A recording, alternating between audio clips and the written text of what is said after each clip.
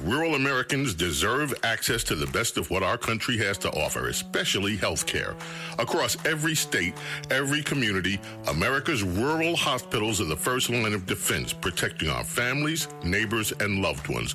No matter where you live, hospital care doesn't clock out. They're there 24 hours a day, 7 days a week, 365 days a year. Each year, America's over 5,000 hospitals care for millions of patients, providing 24/7 emergency care, delivering babies, cancer treatments, and other life-saving care that patients rely on. Behind every one of those patients are doctors, nurses, and caregivers working tirelessly to keep people healthy and safe. Hospitals are our community's lifelines. They employ our neighbors and keep our families healthy. But now, some in Congress are threatening access to care. Tell Congress, protect patient care to keep America strong. Don't cut rural health care.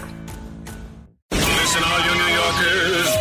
Excuse me, taxi. Okay, we're looking around. This is the 77 WABC minicast. Yes, it is the Anthony Cumia Show. Thanks for popping in. We appreciate it. Scrolling like I do during the break. Scroll through X. And here's the latest on the two Islamic jihadist bombers. That's what I'll call them. The FBI conducted authorized court-ordered searches at homes in Newtown Township and Middletown Township in Bucks County, PA. That's where the parents lived. The two pro-Muslim extremists, Ibrahim Qayyumi, 19, and Emir Balat, 18, both self-radicalized in recent years and traveled to Turkey and other terror training hotspots. Is that on the brochure? I want to go to a terror training hotspot. America welcomed their parents, who by the looks of it achieved the American dream. And this is how their POS kids repay their country. That is posted by I Meme, Therefore I Am. Clever. Get it? And the picture looks like a nice McMansion. They got a nice little McMansion there in Bucks County, PA, where they raised a couple of jihadists. Isn't that nice that we do that as America?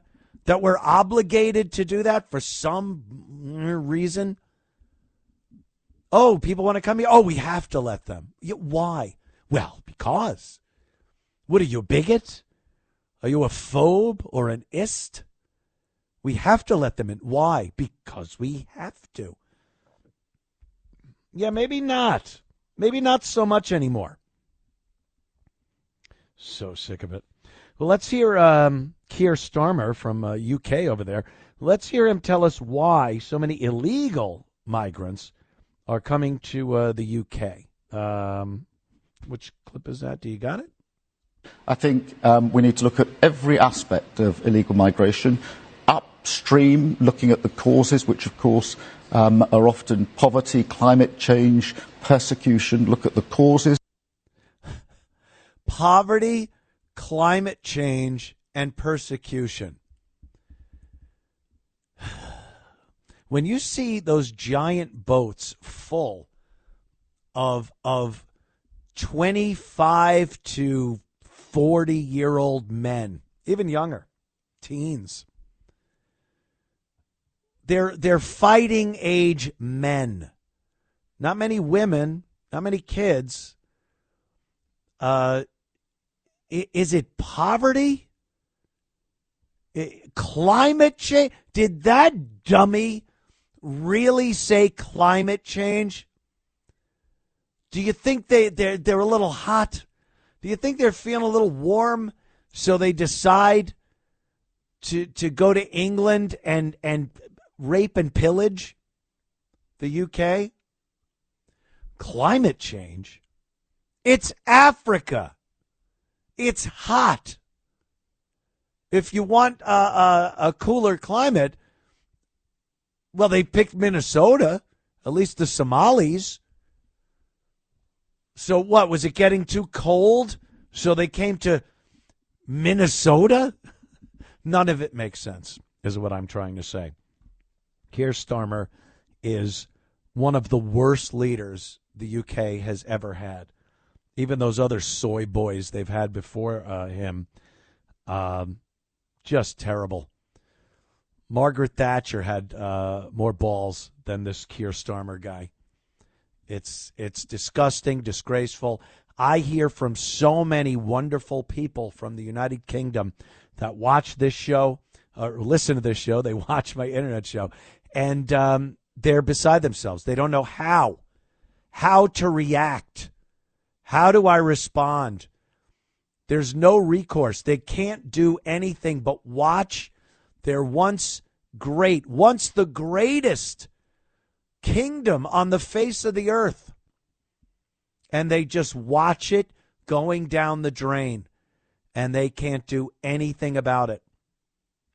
If they speak up about it, even on social media, a post on social media voicing their displeasure that their country is being overtaken by Africans and Muslims that do not have any respect for the customs of the Western world.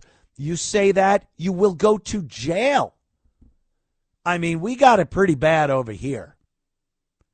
But we're not quite there yet. They are. Imagine you post something, late night. You've been at the pub for a few hours, drinking some Guinness and some Jameson, and you go to your flat. First you use the loo. Maybe you have to vomit in the loo. You turn on the telly to see what's happening. Is this working out, English people? And then you want to voice your opinion on what's going on. So you start mouthing off a little bit on X or other social media platforms. And then you get a knock on the door the next day. What's all this then? Open the door. What have you done? And there you go. You're being hauled off by some unarmed Bobby. Thank you. It's disgraceful. It certainly doesn't sound like a free country. And it certainly sounds like a country where your leadership is making a concerted effort to destroy everything that was once great about your formerly great nation. I feel bad. England, we got over that whole Revolutionary War thing. We really did.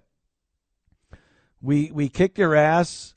Even the 1812 thing, had a few problems. But over time, we've gotten over all that. We become good pals, sort of like brothers. And now we watch, and I got to tell you, I feel a little bad. I feel a little bad that you're going through this. Don't ask me how I feel about Canada. Canada is the younger brother that maybe a little slow.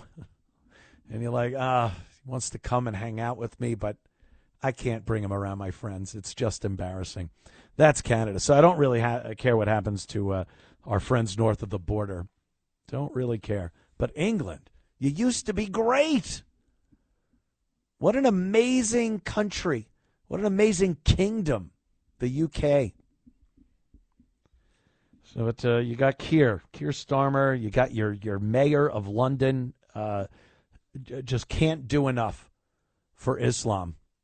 Rural Americans deserve access to the best of what our nation has to offer, especially health care. Across every state and every community, America's rural hospitals are the first line of defense, protecting our families, neighbors, and loved ones. No matter where you live, hospital care doesn't clock out. They're there 24 hours a day, 7 days a week, 365 days a year. Each year, America's over 5,000 hospitals care for millions of patients, providing 24/7 emergency care, delivering babies, cancer treatments, and other life-saving care that patients rely on. Behind every one of those patients are doctors, nurses, and caregivers working tirelessly to keep people healthy and safe. Hospitals are our community's lifelines. They employ our neighbors and and keep our families healthy. But now, some in Congress are threatening access to care. Tell Congress, protect patient care to keep America strong. Don't cut rural health care.